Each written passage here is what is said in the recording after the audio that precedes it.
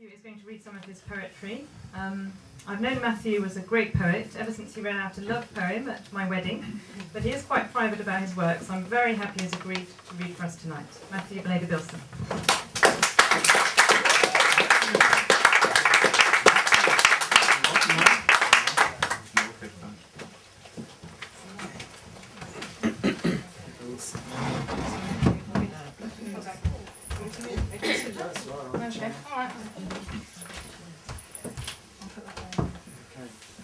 So I'm going to read you 3 poems, and just to put them into context, my family and I were away in India last year for a whole year, in Malaysia, and while I was away, it gave me an opportunity to reflect on some things that happened in my life and some things I wanted to change. And one of those things, many of the poems came out at that time, but some have come out since I've come back. One of the issues which played on my mind, has done for a long time, is the issue of my sister, my relationship with my sister.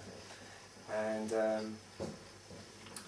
so I'll start with that. The poem, I realised yesterday when I looked at the poem, I was thinking of reading it, I'd called it Sister, which when I reflected back on that, I realised that was quite indicative of maybe the root of the problem. So I've renamed it Emma. Okay. Solid rock stands proud between us. We're held apart from passing time. Even though I know I love you, pride perpetuates my crime. I stumbled open-hearted, ill-equipped to face my fate. Feeling for you left me wanting. Forgotten love, I couldn't wait. I fell from the arms that held us. You stole the food from my abandoned plate. I bit the hand that held us down. You watched me go and closed the gate. The past is dead, but we are living. I search but cannot catch your eye. I took the time that we were granted. I held its throat and watched it die. No more words, our ties are framed. No more lies, my eyes are clear. We are 2 hearts that started beating within the life that brought us here.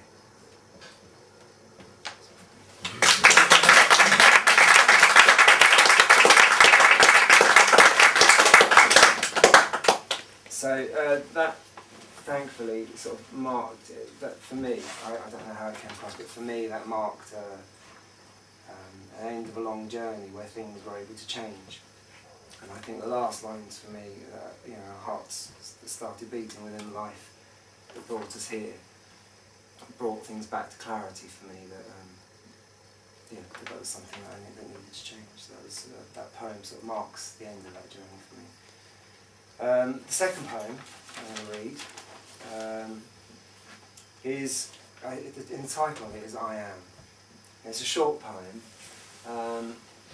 but it represents, I was trying to think, because writing it, as I wrote it, I tried very hard, every word, every line meant so much to me, but to try and put it into context. It's broadly my relationship with the planet, space and time, and I wrote down that it's an exploration of, I suppose I live like I'm sure most people do in my own bubble, with those people around me,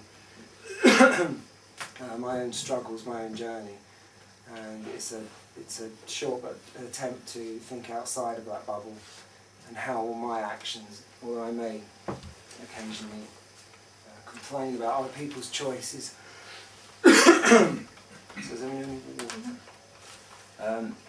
I may complain about other people's choices or things that go on around me. It's an attempt to try and think about the fact that I am part of everything, and therefore all my choices are part of the things that take place around me.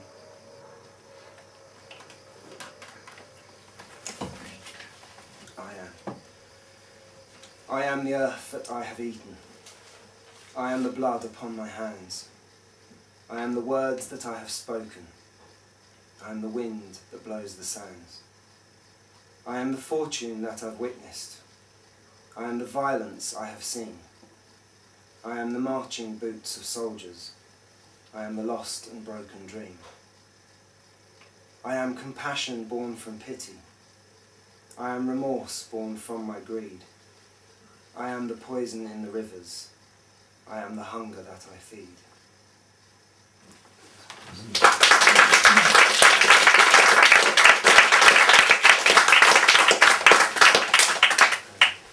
So finally,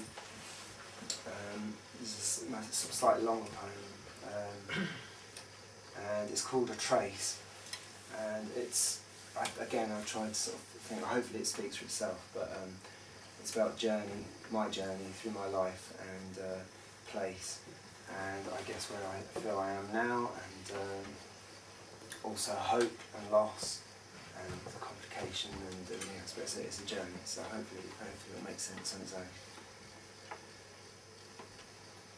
Illusions of certainty slip from my mind, forever present, like a heartbeat, the sweetest fruit beneath the rind. Would you know me if you saw me? Have I revealed myself to you? Broken sunshine through the dark clouds, there are no words for what is true. I crossed oceans to be witnessed, thinking only of myself.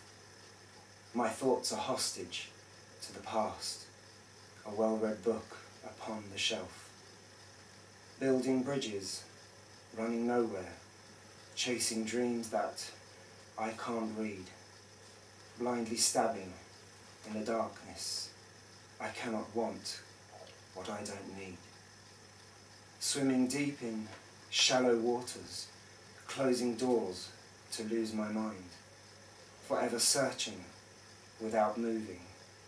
My straining eyes have long been blind. Ever present, ever hopeful, a distant shifting source of light. All I am in every moment, beyond the reach of wrong or right. Subtle waves dictate my action. Misguided thoughts search for the source. My concoctions grip to passers-by.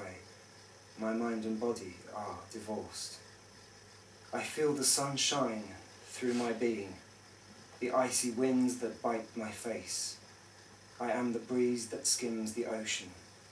My every choice will leave a trace.